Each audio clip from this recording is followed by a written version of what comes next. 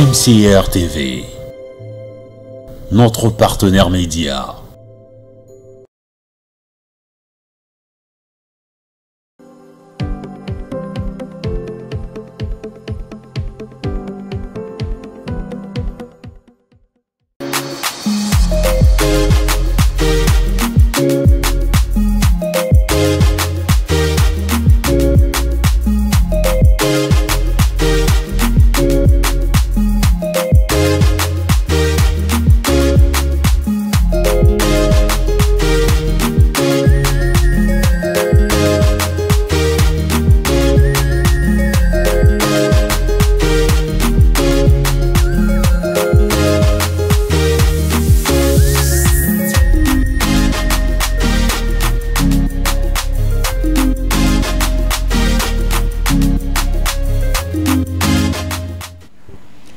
Merci les sous la bino battle mcrtv.fm la fidélité sinon amour obopesi na émission na bino passage obligé de la mboka kakani na lobaka o to koloba lelo eleka o to loba ki lobi melingi loba te o to loba ki lobi zaki mabi à chaque fois to sala to mata kaka invité spécial na kita bokonzi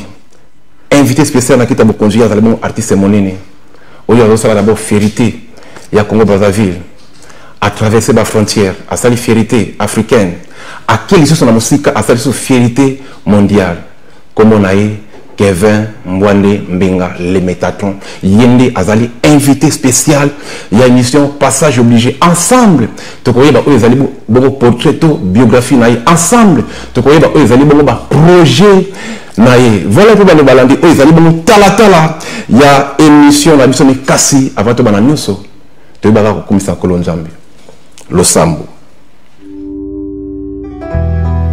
Dieu pour créer les arbres, il parla à la terre. Pour créer le poisson, Dieu parla à la mer.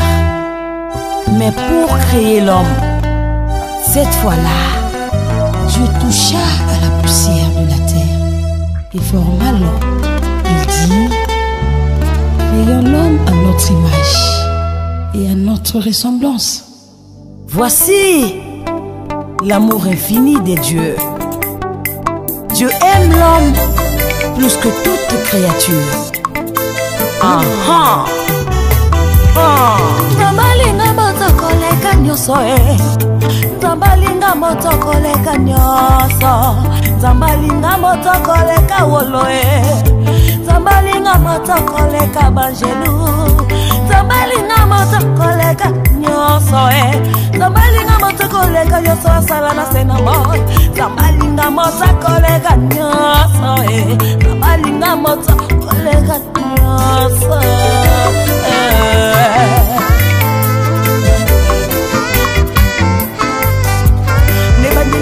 Basala kimo kiloyo Azala kanyo sonantela ya lilobaye Aloba mabele pe maye zale zali samaki Samba pe banzete zali samaki Aloba kapole zali samaki Zamba sala nyo sonantela ya lilobaye Kasi tangwe kumaki puna kusala moto Zamba disposa tona ye Alobina sala moto nelilingi nangaye Na pesa yepe bonzambe nangaye Asimba putulu na maboko Asala moto na elilingi na ye Nazima nango Abagisi miza abagisi mato Abagisi pema abagisi molimo Hatie bonzambe na katia moto Zambalinga moto koleka nyoso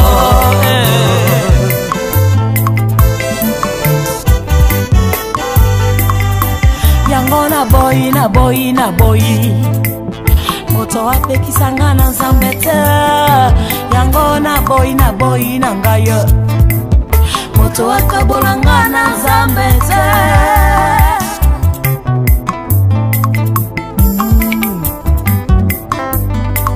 Abandiko tala na sena moyo Nasonga nanu ne bandeli ya bolingwango Okeli mokeli okeli nyonso Omonaki bolingo no esuki teo Sika oye kokelanga moto nelilingi na yo esika etalisi bolingo nona moto Yesu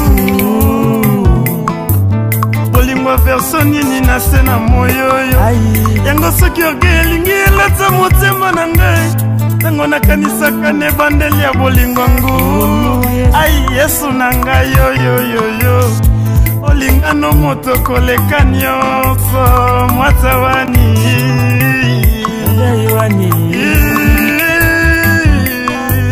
Yesu yango na boyi bosu yekabolanga te na shama na ngai omweshamu bantu beyi mwata wani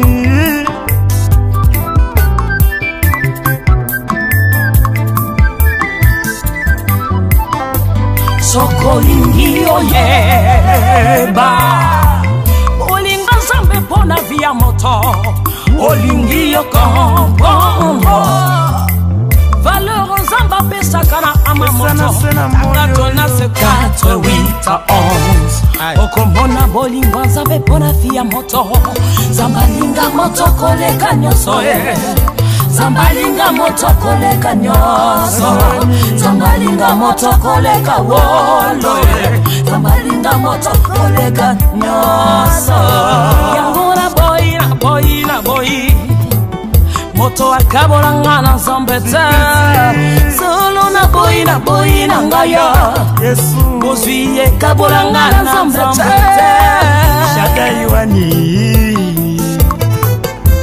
wamweshimu bantu nzambi wani ai Yesu yo moto wani zinanga musubi kola Yesu ama musamba mwemwe itekubala mwema zamani kusanga banda tokozanga libalango yango ekabolanga na papa teo esena koma nanga kondane na bolingo na yo na bimatio papa na ngai apa na ngai yo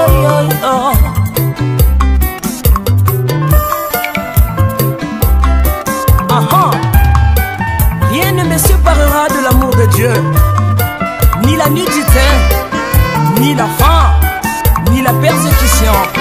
Que personne ne te sépare de l'amour de Dieu. L'amour est plus fort que la haine. Esther Ngalassi, la servante de l'Éternel. L'amour est plus fort que la mort. Pasteur Sylvie Mapata. Ata soko moni makambo ezosala lokola ezosimba te nzambe atiki yo te alingaka yo kaka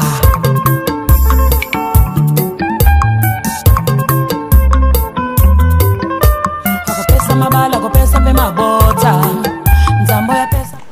Merci beaucoup la sœur Sandrine Kasongo na nzembo ya kitoko makasi déjà nzembo na didi yango na basali nyonso ya nkolo et puis ba fidèle au banibelaka kolo et puis on a bosani pété bandeko nyonso bazali na diaspora bazolanda l'émission passage obligé bende la mboka na lobaki lelo nazali bongo na grande star congolaise grand artiste africain oyo paso sala fierté ya culture congolaise na lolenge na ye kombo na ye Kevin Mwande Mbenga le Métatron Yende aza en séjour na Pointe-Noire depuis un moment mais kasi alobaki akozonga bongote na Brazzaville sans toutefois ça la passage nae na émission passage obligé ensemble to koyeba oyo zali bongo portrait na mais kasi avant to bananyoso to zala kuna tina ya kopesa mbote l'artiste leader Kevin Mwande Mbenga mbote de konanga kasa boni non ça va grâce à Dieu.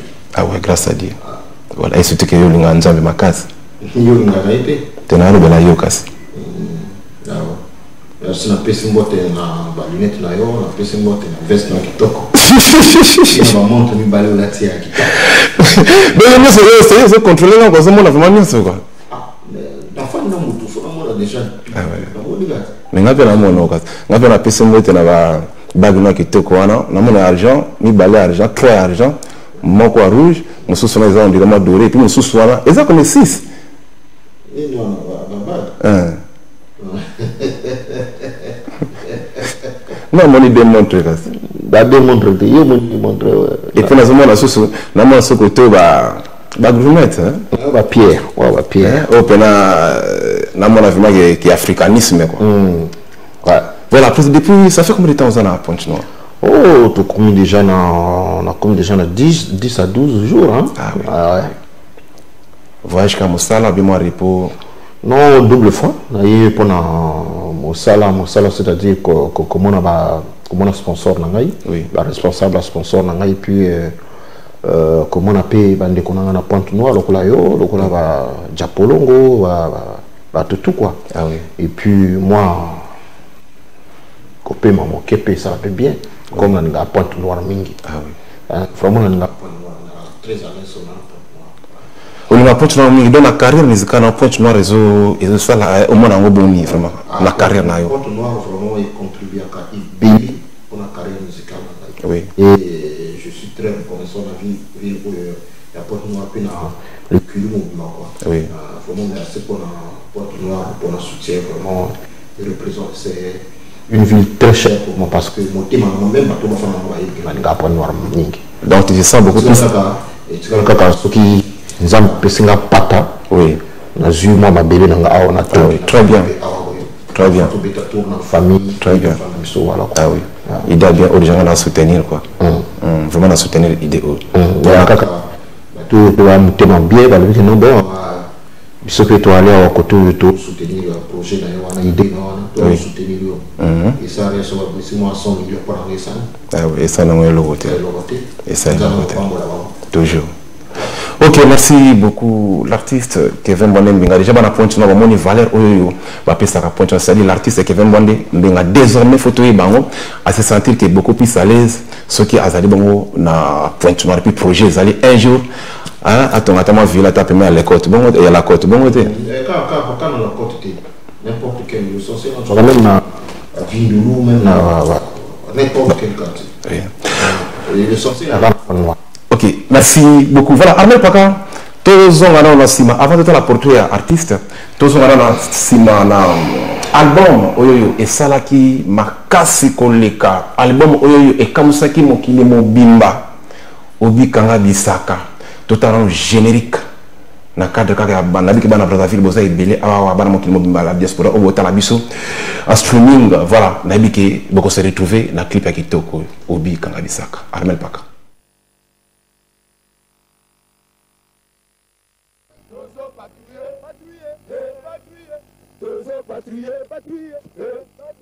Ah, ma balobi taisez-vous. Fini le temps de la comparaison. Chaud. Alors, Deni D, Aimé Jacquet, mariage confirmé dans la famille royale, patrouille de stars. C'est normal, Ndengezali. Alors, Rigo Pese la bango. Mais comment Ndengezali. Mais comment Ndengezali, on attend la comparaison et c'est Sili. Oazolo Banabino, on est peu chez Zidane. C'est normal. Ndengezali, on a mis le Simba Mina. C'est normal. Ndengezali, dans la comparaison et c'est Sili. Patrouille, patrouille,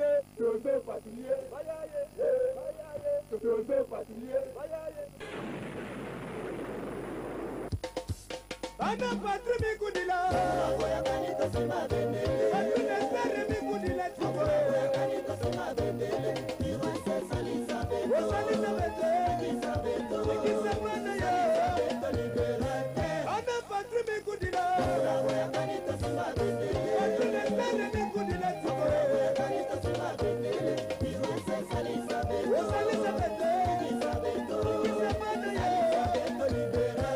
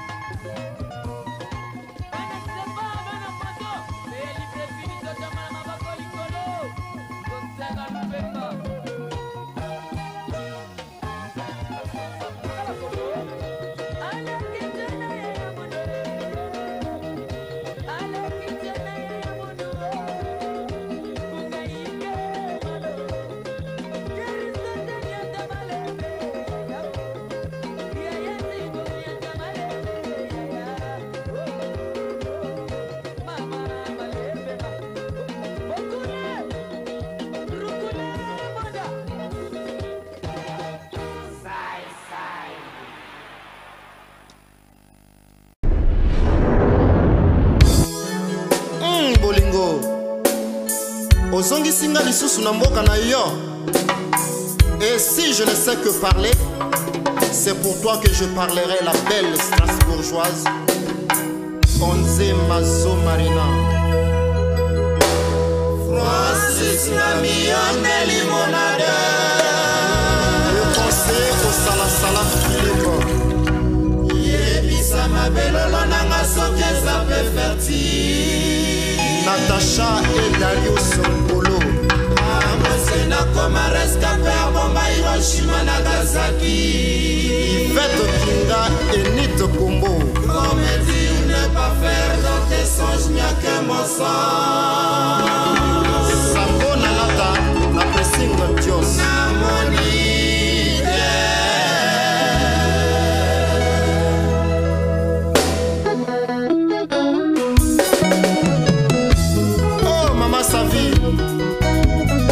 Belinda Ayessa, maman les dépêches de Brazza. Amour, Lala, peine de mort. Francis, Lala, peine de mort. Bolingo Pessinga etumbo ya liwana kufa pe bakundanga. Juste Mundele Oyatanya.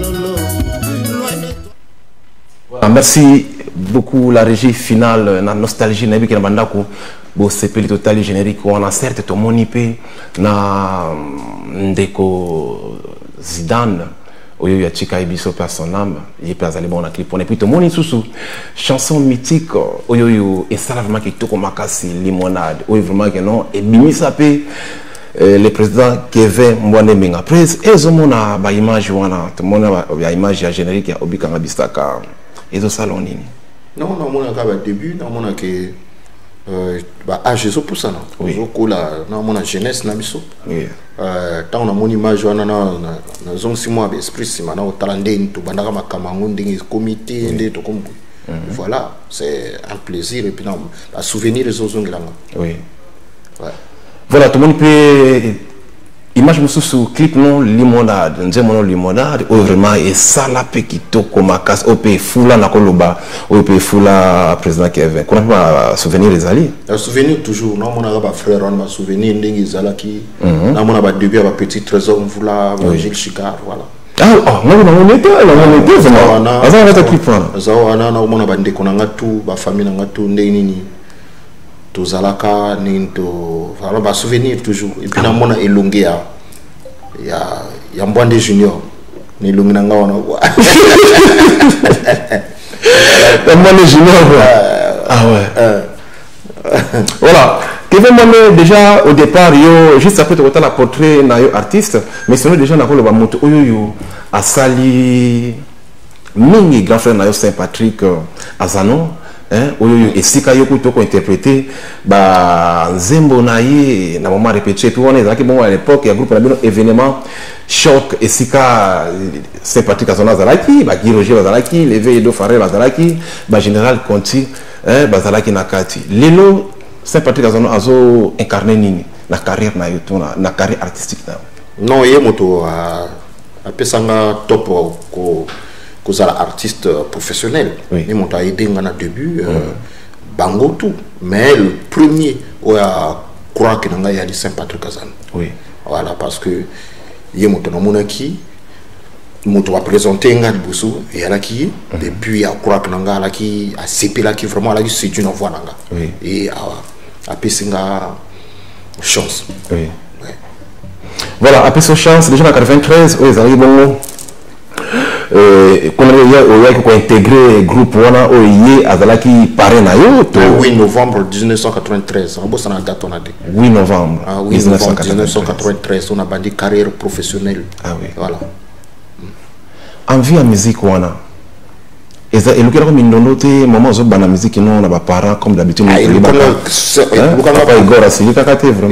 vraiment problème au monde na oncle ngai. Oui. Mon gars fidèle parce que na la qui côté na on a serré na seconde C. Seconde C. Oui. Voilà. Et voilà, il y a vraiment souka na problème.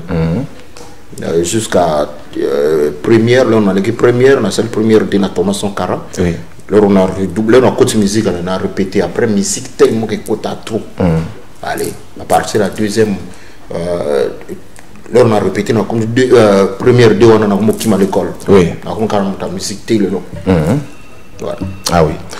OK, général continue le babela kayo Kevin Mwande Mbenga nga pena ko yebate kaka na ba recherche ndina ko yebake no Kevin Mwande Mbenga ezali bongo Samboshi oyo lingi le bagiste chien de chasse. Pourquoi pesa que comme wana ozala ki kanda chien de chasse, mais quand on explique l'histoire, l'étymologie à Mwande Mbenga. Mwande Mbenga Zamboshi, et il y a chien de chasse. Yamazam, Mwazamba. Mwande Mbenga, il y a un Mboshi, il y a un grand général continu qui a appelé ça Kombouana. Parce que na petit, là, on a un grand frère à sortir na petit. Parce que Atina va petit, là, Atina va petit, belé. A remarqué, il y a un Atina na ramena kaye pro. Oui. Et là, il y a un petit vraiment ko bimisa wana ko joana ramena ka toujours na joka solution. Oui. Donc on va bien chien de chasse. Moi penza bokila de longa kipe a ramener penza to lit. Voilà quoi. Si vous leur appelez ça comme on alentours comme là ba mususu chien de chasse nini. Oui. Moi ne mengana no comme ce ko ba mususu ba comme musala mokingi. Moi c'est mokinga ce ko tellement que dans le Barcelone peut au monde soit sage intelligent. Intelligence nanga sagesse nanga Ibrahima kala. Oui. Ngalwe. Mais bateau pas comme moquer comme sikoyo soki nga na miko budango na okota na jena bango. Ah oui. Ngalwe nga comme na Kevin Mwande Mbenga. Na ndima yango mokiri suka parcelle jour et puis na joie comme na télé. Ouais. Et voilà. Ah ouais, c'est-à-dire qu'il y en a bien. Et qu'il y en a bien. Parce que chez les chasses, bah ni na Bani na ona aboli msi bani na o bana uke lukela yo na vraiment zani na ngova bani ya mangoni na wa ah on a le bango vraiment le kamango dans le bango clairement le bango clairement et c'est le so bien gars na jeunesse na hoki ne penza ko bimisa ye nyama mobo bu ya yebi na la ko no donc a otira na zamba na ko bimisa na ki no ko chasser na ki no ko kila après na ramener ni no ala ki content on a pia non parce que ne on a antilope ou hein et quoi la antilope il y a la gazelle. La gazelle. Il y a vraiment. Tu marques ma pause, tu sais, na régie finale totale à porter na yo, na kansi kino et que ça vraiment qui tombe ma casse peut permettre que na bateau tam susu, ba qui Kevin Mwande Mobimbati, ba au travers portrait. Voilà. Armel Paka vraiment, ce qui est régie finale est déjà prête totale à portrait. Il y a artiste Kevin Mwande Mbenga portrait.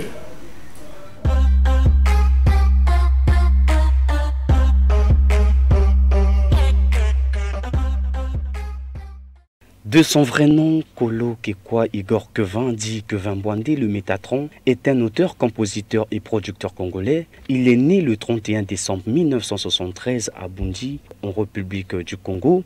Fils d'un Kolo Gongwe, Auguste et de Bounajane, il est le fondateur et PDG du label Secteur M. Bachelier, ancien élève du lycée Thomas Sankara et passionné de musique, Kevin Mwande se fera découvrir le talent par son grand frère Saint-Patrick Azano quand ce dernier interprétait ses chansons aux répétitions. Pendant ce temps encore, fan du groupe événement Choc du collège Saint-Patrick Azano, Guy Roger et Do Farel, Général Conti. Kevin Bwandé intègre le groupe en 1993 sous le parrainage de Saint-Patrick Azano qui lui concédait son micro de temps à autre aux répétitions et sera ondulé par les fans. Son charme de chant ne laissera pas indifférent le général Conti qui lui donnera le surnom de Mbwandé Mbenga qui signifie chien de chasse en termes mbouchis.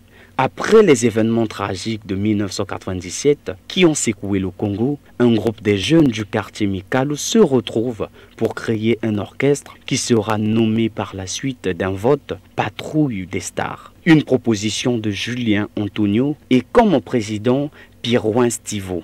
En 1998, le premier album du groupe, Obu Kanga Bisaka, enregistré à l'IAD, est mis sur le marché du disque sous le label DND Productions. Kevin Bwandé signe 2 titres dont Vie égale problème. C'était sa première composition, voire la chanson, à être retenue dans le dit album. En 1999, le groupe s'envole pour Douala, au Cameroun où il enregistre son 2e album intitulé Embargo. En cette même année, le groupe est nominé au Kora Awards en Afrique du Sud.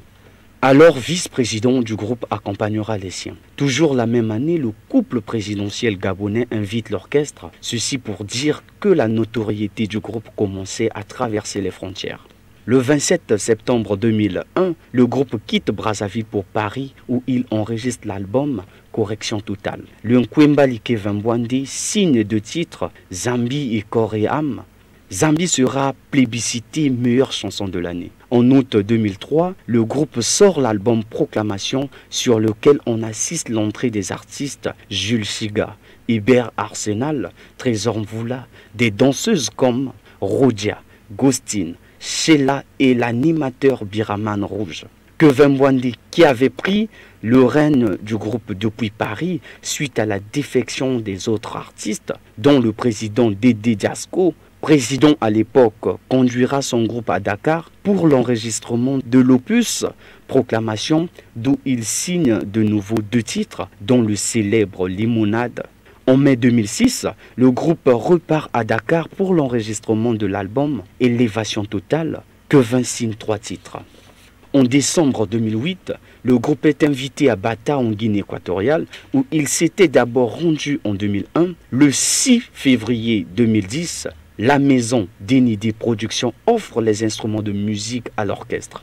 Le 21 septembre 2010, le groupe enregistre l'album Kanganzoto, dont la chanson culte Tonton Partout Partout, meilleure chanson de l'année.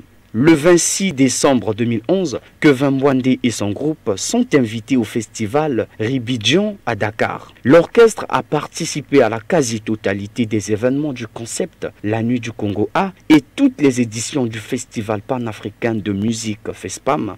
Plusieurs fois couronné, Kevin Bwandé est détenteur d'un diplôme d'excellence décerné au plus haut niveau de l'État congolais par le ministre de Culture Jean-Claude Gakoso en mars 2013. Meilleur orchestre de l'année des Sanza 2 fois et Kevin Bwandé, meilleur artiste de l'année en 2014. De son retour de Casablanca au Maroc où il était admis pour des soins de santé après 8 mois d'inactivité musicale et d'absence sur scène, Kevin retrouve la scène le 7 mai 2015 et signe son tout premier album solo le 15 décembre 2015 intitulé Deuxième Monde. Ceci sous le label Bébert et Tout Prod. Meilleur album de l'année au Sanza d'une fois. En 2018, le Métatron Roi des Anges, Kevin Bwandé met sur le marché du disque un single intitulé Le Papa, annonçant la sortie de son 2e album solo, 312 Métaphysique. Le 21 décembre 2018, le 2e album solo de Kevin voit le jour. Un album de 10 titres, produit par le label Secteur M. Kevin Bwandé élu en décembre 2018 et janvier 2019 meilleur artiste de l'année, Le Papa, meilleure chanson de l'année et Okomema Kongo Namutu, meilleur cri de l'année. En 2001, Korea meilleure chanson au Tam Tam d'or. 2010, Tonton Partout Partout, meilleure chanson au Tam Tam d'or. 2015, Deuxième Monde, meilleur album Sanza d'une fois. 2016, meilleur artiste de l'année Studio 210 Télé Congo. 2018, le papa meilleure chanson du pôle Malébo. 2018, 3 fois meilleur artiste de l'année, Studio 210 Télé Congo, Sanza d'un fois, pôle Malébo. En 2020, ambassadeur de la marque Primus depuis le vendredi 22 mai 2020. Tokomela Primus, titre inscrit en tête de liste de l'EP Eteyayo. Le 18 décembre 2020, Kevin sort son EP de 6 titres intitulé Eteyayo, produit par Primus. Voilà, merci beaucoup Arnaud Keffer, merci Chris Adriano, merci Jirel Enigme, voilà pour la Moussala, la casse au Bossali pour la portée. Voilà, président, voilà totalement résumé, il y a portrait naïo, on est dans le bac pour nous permettre, autant de baïbi, Kevin Moine Bengate, et c'est le boni portrait. Non, non, monique, ça, ça le fait moi ma campagne. On a meilleure chanson, meilleure ninoba. Pour dire ma bateau quand même. Ah oui. Ah oui. Non.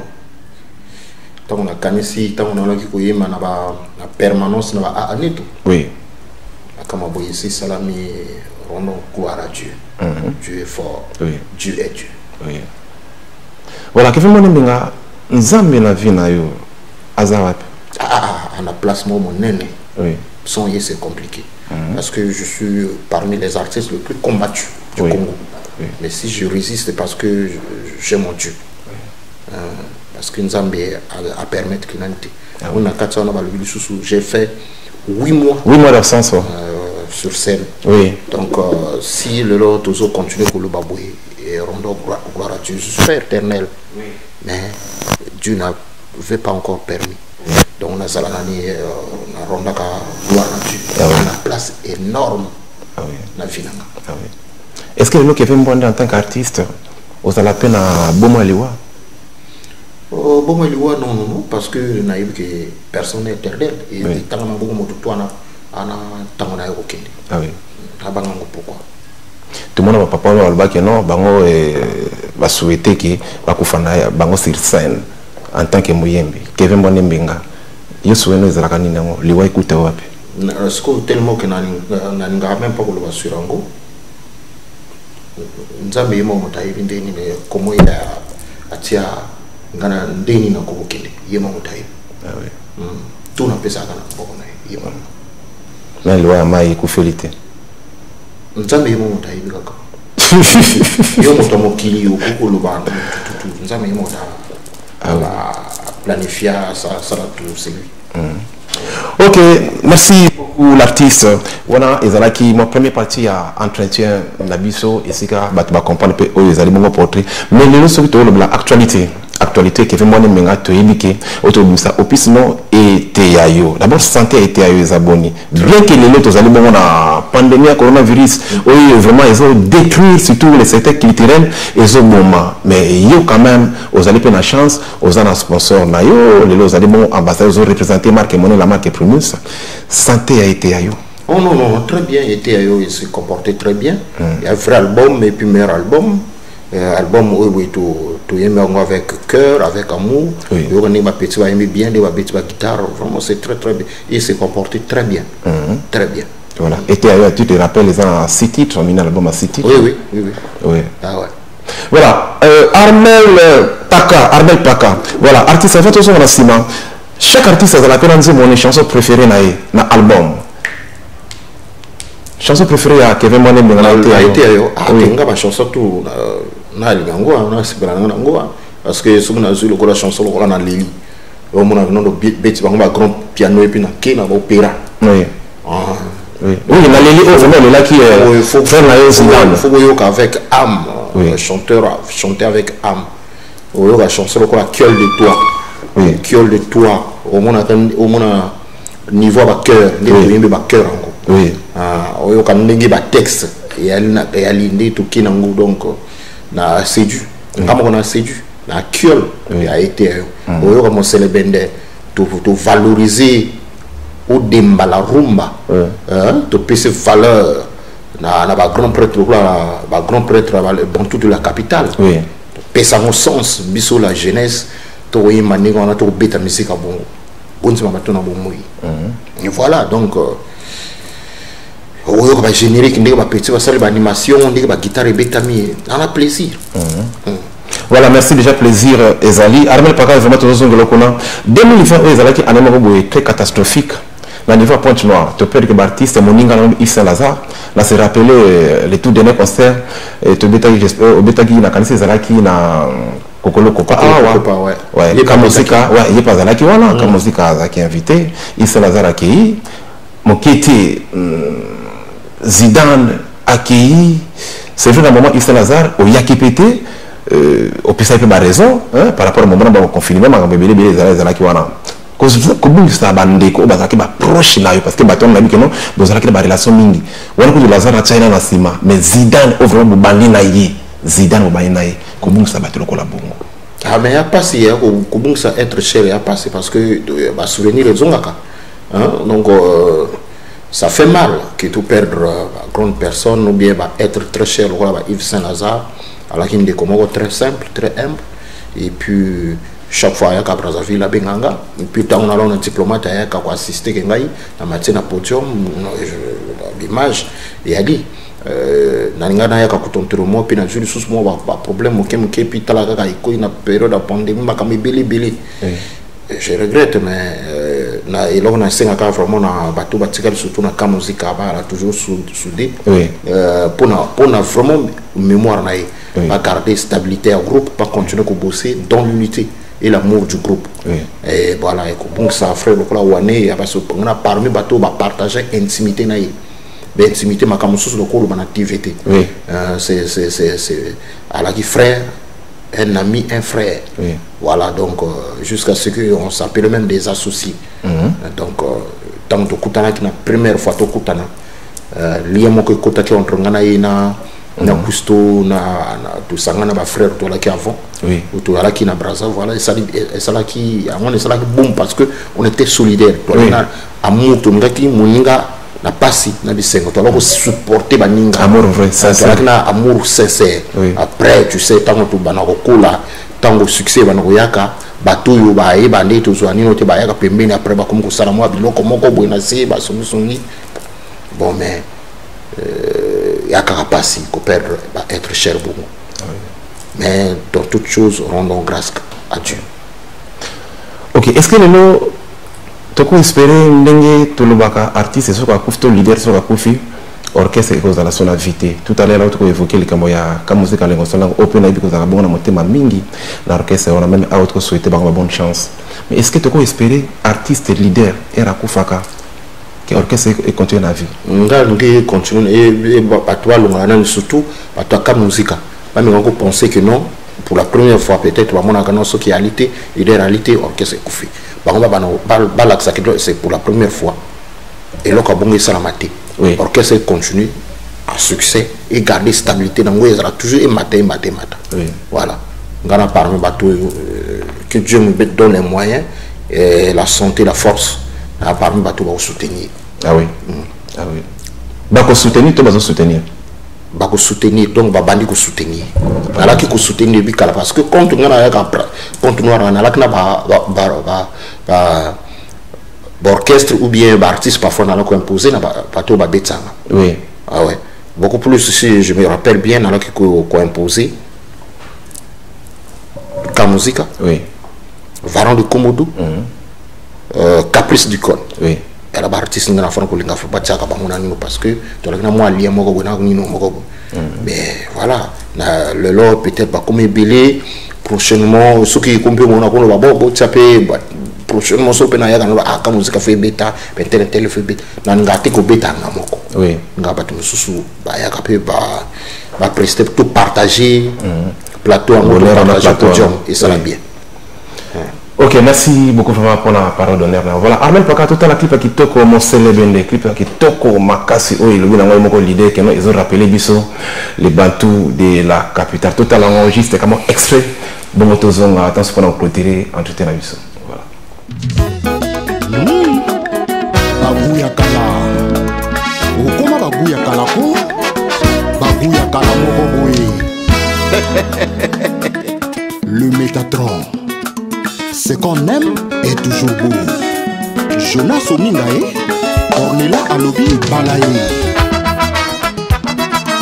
Le moyen médecin Raoul Ominga, colonel Marien Simplice Ominga, Josnef Wanani. Kalanga, kalingi yo kalanga Jonas, kaleba de fona yo kibena kusipoto balanonga. Kalanga ye, kalingi yo kalanga Ominga, kaleba de fona yo kibena kusipoto balanonga. Motema nanga e koma soba ya bolingono, suwa yango sala nango nyoso yo lingi. Musele bende.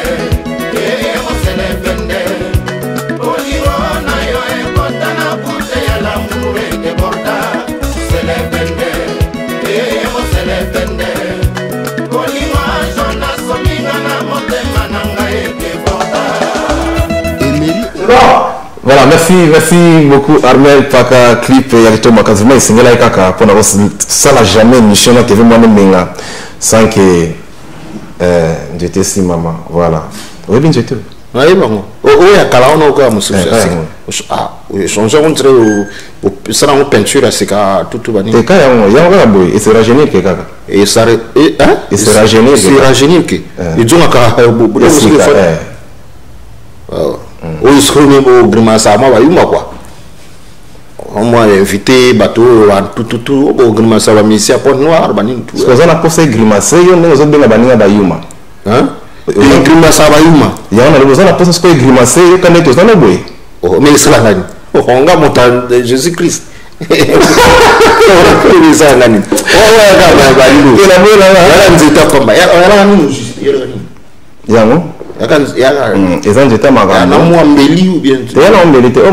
étaient c'est-à-dire on a contrôlé mon kill. Oh, ils ont contrôlé mon kill. Ah, d'accord. Oh, aigle. Ah, faut bon makambo ba pixar ba kuluna lo. Ke ba kuluna? Bon kuluna boy. Aigle kuluna. Mais au songo wana. Songo bon quel songo le balanga. Songo ngo. On va commencer par papier japolongo. C'est très rare registre l'ova, faut pas banga bloco. Banga on dit pas grimace. Yana là mo, tala marama voilà, mon président. On est la capacité obligé moi c'est que ça la qui tombe casse. Ouais. Lelo ozui grâce na koloba parce que c'est pas facile au niveau ya Congo Brazzaville. Ba sponsor bazate. Tous na ba grand mécène tous na ba grand stand na spectacle tous na biloko belé. Oyo tam so ba mboka mosusu bazana ngo déjà musique na mboka mosusu musique c'est bon industrie mon ba mboka lokola ka Nigeria awa et ça industrie mais na kanisi biso awa ezali bongote yo ozu chance wana na Primus et ya kibundi quel miracle au sali Kevin Moné Menga pour lelo ozala ambassadeur ya marque Primus. Ah d'accord, Claude Kassa le frère. Oui, on a vu il faut persévérer. Faut kolinga mosala, faut kolinga nani elokozo sala. Atozo bundata bazo bundsa yo atozo sala ndeni et a toujours un moto moko boye motime ko beta amona non moto ya zo bundaka. Oui. Et aka récompense mosala. Outu ko tanga awa tonto partout meilleure chanson.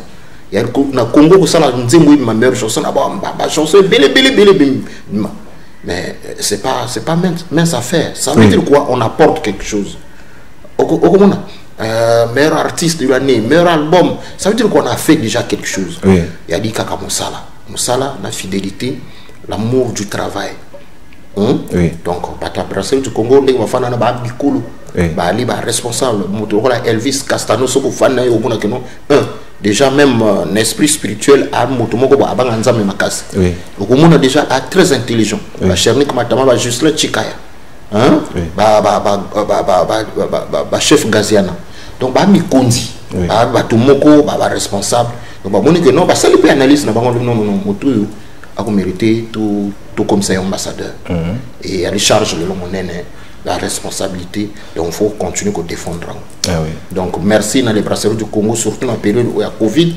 Merci dans la marque Primus parce que je me vraiment la période de Covid voilà vraiment ceux qui bango dans la période c'est comme si bango moto baye éponger moi équilibrer moi oui c'est pas facile parce qu'on bet un concert on bet ça sur concert mon nene alors tout préparer ce concert mon nene sous il y a présentation album concert le panel les gars donc même petit concept et puis tout ça là on a pas lumière voilà ce que vous allez appeler live quand Facebook oui voilà live tout ça on 50 ou bet on a pont noir pour la salle on a pont noir parce que ngana na bango tout peut être sur la braza tout ça na pont noir parce que nga pont noir mingi et puis pont noir on a besoin de tout du moins tout valoriser les points noirs. Oui. Tout moi, à 50 personnes dans la salle. Oui. Ma chaîne à télévision et il est filmé et puis les cas vraiment on dirait de partout. Ouais, mais ça il a fois passé les cas tiens trace, va dire TV, va télé voilà, c'est tout préparé le concert à Bongo na marque nanga Primus, na sponsor nanga et puis tout signé sous contrat, tout ça la continuité parce que les grandes lignes. Ah ouais, elles sont renouvelables combien d'années? Oui, le contrat logiquement est allé signer pour une année. Oui. Donc d'ici le 22 avril, il faut renouveler le contrat. Le 22 avril. Le 22 mai, pardon. 22 mai plutôt. Oui. 22 mai. Oui. Donc tout ça la continuité pour que ma camusou tout ça la quitté, tout ça là quoi. Ah oui. Mais ils sont abinotés. Pourquoi le banane ça? Et soit bangoté, aussi le banane, na bangoto na ngai. Non, mais message nous parfois et à la direct hein. Mais jusqu'au message non on a ce que ça le banane. Na bangoto na ngai. Nza belanga quoi. Soit bangoté, bango. Il soit pas douté quoi. Il soit bangoté, bango non? Seigneur Jésus-Christ. Kasa. Est-ce que les gens sont bangoté on se réfère à banane? Non, quand on a battu parfois à l'école supporter ta mon moninga somi je suis rasika. Et ça les passe. Ah oui. Or faut parfois on dit maka parce que tout en culture yamboka pour na tout kini di bosso il faut soutien. Il faut ce que on va soutenir moninga à Nzambe. Gloire à Dieu. La musique amboka na biso. Quel moment les gens sont artistes na niveau à Primus, il y a des ambassadeurs. Et que soit yoté puisque il y a une moto suisse à battre. Est-ce que soit yoté ce que bazou le deuxième ou troisième artiste na kata Primus? Non, ngai soki ngara problème na ngai nini parce que na isoni nzo mo no boy metka ya kanga kaka to so mazo ya mo ka senga na bongo na mo le na noga me mazo mo ngana bongo te ngana zali bongo te ngana zala bongo te ngalo essentiel que par nanga hein soki ya le genre lokola moto alinga zo basi mibale mais faut équilibrer, faut traiter bango na même point d'égalité. C'est pas que non, on soit au ça la bozo non. Il y a l'entreprise Angata. Brasco, il y a l'entreprise Angata bah sponsoriser comme musique. On a aussi la couteau plaisir nangai. Il y a plaisir. Non. Mais pour l'instant on a Ali qui veut boire des métatron pour supporter nan. Ah oui. Ça va aller. OK. Conteneur renouvelable 1 an, on a quand beaucoup maintenant même tu as 5 ans. Est-ce pas ça? Non, on a même été libéré là tout continuer parce que on a battu nanga.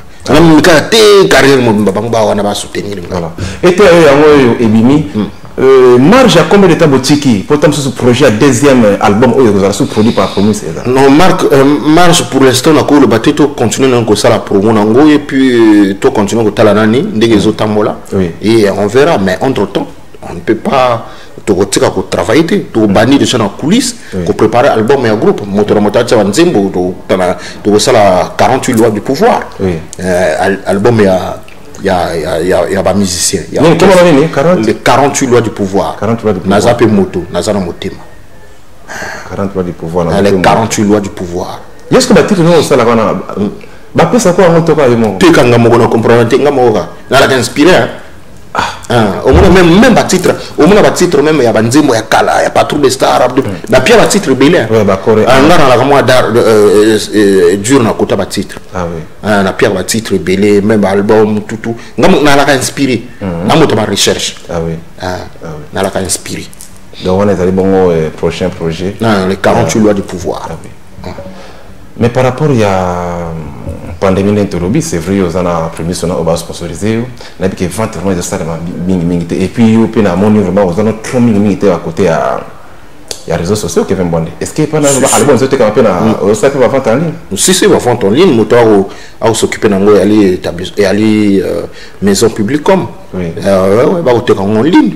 Voilà. Et puis sponsoriser toujours chapeauter bateau production oui salamina Primus on te production en gros et deuxième producteur donc coproducteur maison publique comme avec le PDG Lenny Bidens. Oui. Et voilà. Ok, est-ce que vous avez demandé, c'est faux, ça n'a pas bateau. Est-ce que vous avez pour ça, il y a évolution, il y a les jeunes talents. Bah non, il y a plus que bien peu qui peut trop. Un certain moment, il faut alternance ces années, tout le monde en a gouvernement. Après, il faut vendre trop. Bien peu vous vendez trop depuis nos arts. Est-ce que quelqu'un peut le voir pour alternance? Puisque alternance, c'est ça qu'on a politique. Alternance attend la musique. Donc, vous savez, les bisons. Vous savez, il y a un moment où on a le nom. Moi, je suis comportement du président. Il y a un.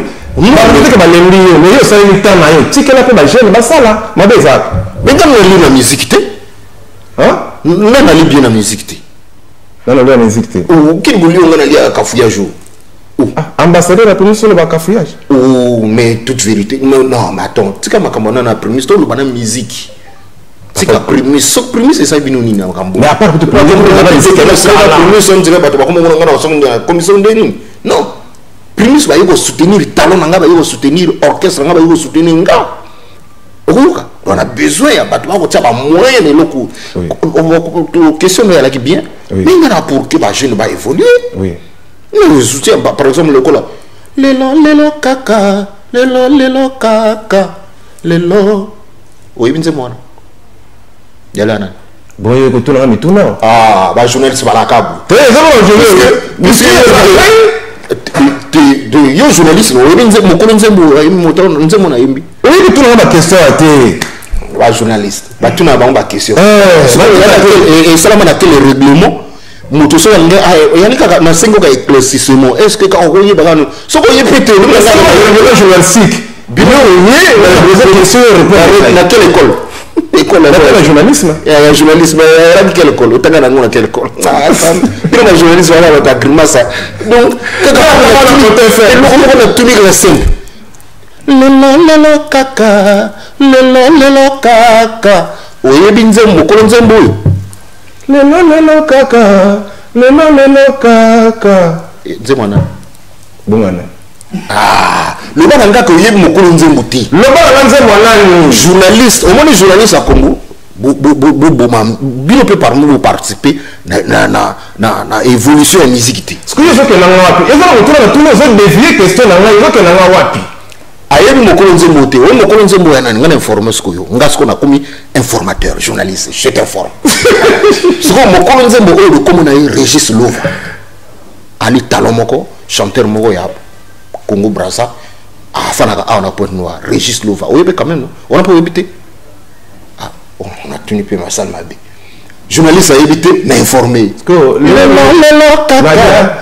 petit na talon parce que ba chez le bango le petit na le varon de Komodo oui ka musique ezali wana hein ba petit na mvula trésor yo ba talentueux ba petit na Segra Carl yo petit ba bien oui là pour que tout ça la copa na biso mais ça ne veut pas dire que non son bango bali na yelo bato comme le kola biso to ali to ngate zoba Casimir Azalate to ngate le bantou de la capitale Azalate bango biso tout zala pour que ça force la musique. OK voilà Kevin Mwande na kanso zona label secteur M il y a yo non oui OK olinge évolution ba jeune na quel artiste ba jeune artiste zona label secteur M et là tout il y a un début comme maintenant la fondation secteur M secteur M ça débuté déjà banda que soit la autoproduction il y a la vente d'un album na yo avant mini album donc yo lo ba ke yo yebi secteur M ko lekanga ngamoto na loba o ledo tika ngana loba yo komo loba makamwanda kwa batu ko leka ba kolonda ko nde ngamo mutu na yebi côté tangaka na yebi que secteur M yali e ko s'implanter il faut fanda nani nani fanditi parce que faut y aller na structure na maison c'est-à-dire bala na studio bala na bureau bala na makambo na secrétariat biloko na tout et fanda et puis y a budget na compte bon et fanda makambo et fanda après tout le monde ndenge nini soki biso moko to ali asi to comme ben asko ba ndeko mususu oui bana difficulté mais pour l'instant to ko lukana to fanda c'est ça faut pas accepter ton nzima ko luba makambo mususu wali riche patron grimaceur patron grimaceur tu n'es pas riche ou impressionné bateau non ce qu'on doit kabayo ngana yibike ngana bundana na deburi nani na kusenga na pona kuzuwa fona na senga mutuka kota laundry kiti ame mangana mutuka nayi il na type carburant bon siko lo na ko ngana patron devant munira ngana laundry kiti ngai tala ngoni na sombi boro non ma bite ah oui tika qui patron de ma sœur mais ko impressionné bato pourquoi OK so on a ngoté reconnaître que aux ana ngoté ba pesa yo oui c'est pas que lui on a ngoté au comme au dura moi au casse ba kabolo mani yo bimi au comme gangi au comme même parfois ça orgueil na moto a kabelio ah mais c'est compliqué voilà donc c'était MO ils bon label les jeunes talents vont espérer un jour que vraiment on benga pe au son tant de fan ça parmi ba projet parmi ba makamufo no sala ngwana OK parce que ngana sensible na talent ah ngaso sala lo on bien même au moment même n'a pas trop de stars au président motayika sigoyo yazo ngana sensible na talent ngaso ko moto ayembe bete lo on bien sala na pour ça OK voilà Kevin Bonne binga vraiment comme na suka ya entretien na biso na bité ce qui mon message monsieur ezala qui tant ce to lobeli a raté ce que zaté on les kana séquence dédicace pour to kabolanga na message ya lika ko senga na public va consommer album na bango et EP na bango iteayo depuis le 18 décembre il y a des belles chansons comme Kiol de toi mon célèbre ainsi de suite et puis va continuer à consommer premise leader va bien icône va bien l'équipe va bien nyonso 3 fois filtré, 3 fois goût, 3 fois bonne, brassé depuis des années. Donc bière de bière, yangonde, masolo yangwana. Donc on va consommer yango. Pour yangonde, on peut soutenir orchestre et soutenir artistes na bino pe groupe naï. Et voilà, tu as besoin de soutien. Merci pour déjà sentir que Primus c'est vraiment quoi. Voilà quoi. Et puis on a profité de sa mot. Merci d'abord na yo kasa kasa. Merci à MCR pour notre soutien. Nazwaka déjà par retour il y a MCR soutien à l'artiste congolais. Merci vraiment merci à MCR pour notre soutien. C'est très gentil. Nzamba Pambola Bino et puis na bosanité Pedro Biranda Petit Jésus na PC Mbote Landry Kizi Fiacre Bombo héros dans l'ombre na PC Mbote sans oublier Petit Nanga Priva au Kulatsongo Papi Diapolongo Petit Nanga et puis yo moko lususu kwa nakane nayo na ba montre nayo osani na fongola pona aussi ces émissions fongola bango mais loro banaki pona nous fongola kiti kasi na la kista que parce que voilà Armel to sisi na le siko boya yo siko po boa kangai na album nayo fona singa kana kasa biti na suka na bora wiki kasa toucher esprit nangai limsanga et monsieur Sili nango non kasa limsanga na kotwala prochain mona bako OK moniteur na jeté fona ya ba droit nayo o sengi loko mutala kabui mutu fokala ga sukabu merci vraiment nayo ki na bon sango voilà merci beaucoup je voulais te demander de la séparation parce que eto zakana et monsieur Tanaka qui te makasi merci Armel Paka merci Nabino Nyonso Medi Pressing merci na Mustala Zosala Bismat Junior merci na mon vieux Alexis Lamy du Blanc Bana Potonius mon vieux Gauthier Mascotte l'ingénieur de banque na Pesio Mbote Yann Arao Emo les managers producteurs les plus crédibles dans le milieu sous Yann Arao Emo les managers producteurs les plus crédibles check c'est papa